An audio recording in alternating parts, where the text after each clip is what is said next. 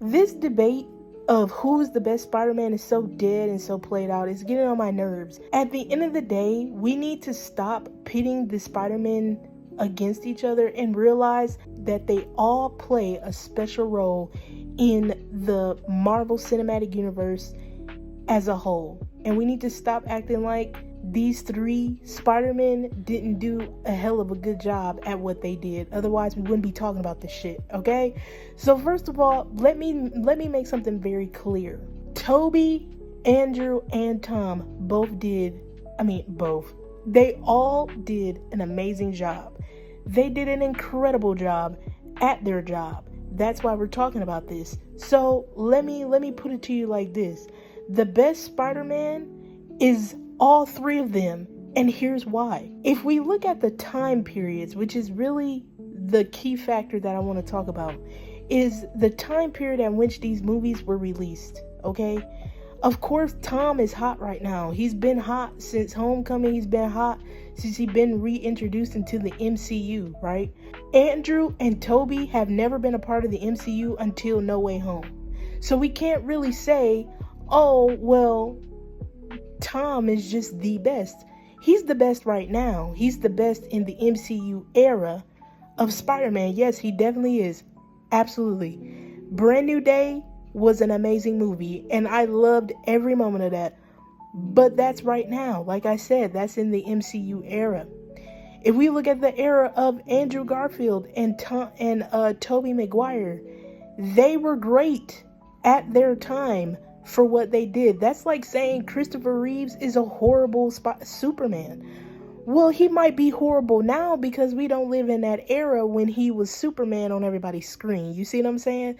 But we still revere him as the Superman because he originated this shit. Like, he was like the OG Superman. Of course, you have respect for that Superman because he started the shit. It's just like people get mad at you because you say Tobey Maguire is a great super. Yes, he's a great Spider-Man.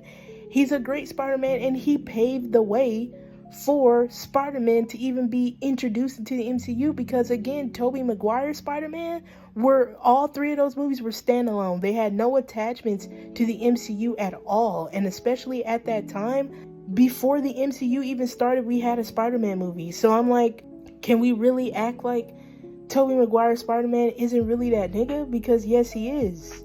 And we need to stop acting like, you know, it's glazed to say that he's the best Spider-Man. He is the best fucking Spider-Man. Fuck out of here. He really is. And guess what? Andrew, incredible. That man is amazing. No pun intended. He really is an amazing Spider-Man. He was hard. Okay, yes, there was a couple moments up in there that were a little cringy, but are we gonna act like he wasn't really doing his thing? He was. He killed it. And at that time, when those movies came out, he did amazing during that time. Literally, he did amazing during that time. So when Tom Holland shows up as the new Spider-Man, first of all, people were a little finicky when he first came on the screen because they was like, oh, another Spider-Man? You know what I'm saying? But then they grew to love the nigga, and now he's 4 movies in, and he's really killing it right now, right? In this era.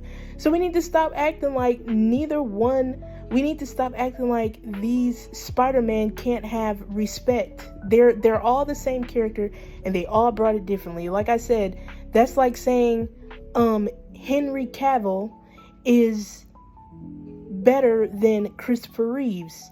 No, he isn't.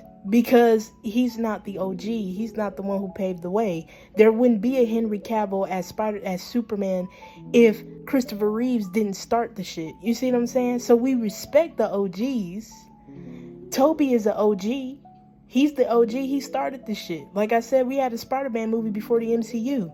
So yes, we can respect him and say he's the best one. Now, does that mean that we negate the other Spider-Man? No. That just means that everybody has their respective place on the tier. I'm not going to say, like I said, that's like saying that Christopher Reeve's Superman is a terrible Superman. He might be today because of our graphics, our era, what we expect out of technology and production. Yeah, he might be a terrible Superman for today. That's like watching Full House and expecting to get Modern Family. Like, please. They're all great. And that's my point, is that they're all great. This does not need to be a huge debate about who's better than who, because they're all great in their respective eras. Tom Holland is hot right now, and he's hot right now because of the MCU. But guess what? When No Way Home came, who was screeching and hollering when they saw the two niggas other than Tom come in this bitch? Everybody. And they really was losing their shit when they saw Toby. So can we stop? Can we just stop and just say that you don't like Toby? Just say that you're a hater. You don't have to like the first Spider-Man movies to realize that Toby really is an OG to this shit. Respect that nigga on game. Put respect on him. But we not finna act like people just need to stop acting like you can't say that Toby is a great Spider-Man. He is. First of all, great for Tom Spider-Man. Spoilers, if you haven't watched Brand New Day, this nigga becomes Man Spider. So if he becomes Man Spider, okay, that's great. That's cool. That's great. I would have loved to see him become Venom. Like, what happened to the Venom thing? Like, you know what I'm saying? Like, I would have loved to see that. But we seen Toby. He had to fight Venom, Harry, stupid ass, and he had to fight off Sandman. And they almost died fighting them. He did all this shit, and he defeated Venom. Like, what? On a casual Tuesday in New York. And then, not to mention, the biggest villain that he ever had to deal with in that movie was MJ. He had to deal with all of this stuff. So I'm like, are we serious? Toby had to do a lot of shit. He fighting Doc Ock, this nigga Green Goblin. You know what I'm saying? He's worse than some freaking lizard that used to be his teacher and all this other crap. Like, please. Mind you, Tobey Maguire did not have the advantages that Tom has. Tom has technology, MIT, Iron Man tech, all this other stuff. If anything, that nigga's getting handouts. This nigga, Toby, didn't have none of that shit. He had to make all of his stuff. Mind you, he already had webbing in his own body and learned how to control it himself. And then on top of that, like I said, he didn't have the advantages of advanced technology to help him defeat his enemies. He had to literally put paws on them niggas and do all this other stuff. He did not have none of the advantages. Sorry, he didn't have none of the advantages that even Andrew Garfield's Spider-Man had. Tom is over here creating this and that and all this other stuff. He can do whatever he wants. This nigga's an MIT person, and he used to be Iron Man's apprentice. This nigga has access to all the equipment and technology to enhance himself.